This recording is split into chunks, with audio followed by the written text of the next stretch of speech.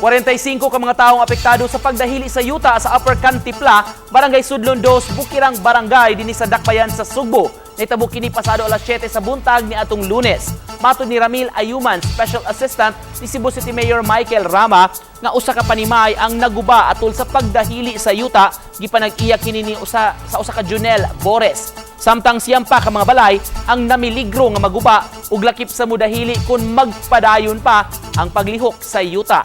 Ang mga nagpuyo sa mong mga balay ang daan ng gipabakwit ni atong Domingo human mabantayi sa mga opisyal sa barangay ang pangpangliki na sa yuta sa maong dapit. Hinungdan nga wala ray natala nga naangol. Ang lugar nga nadahilian gibutangan na og caution line ug gipabantayan sa mga sakop sa CDRRMO ug mga barangay responder. Samtang ang mga mulupyo nga apektado kasamtangan nga gipahimutang sa mga eskwelahan. Ang uban gipuyo sa ilang mga kabanay. Natagan usab og pagkaon ang mga apektadong mulupyo.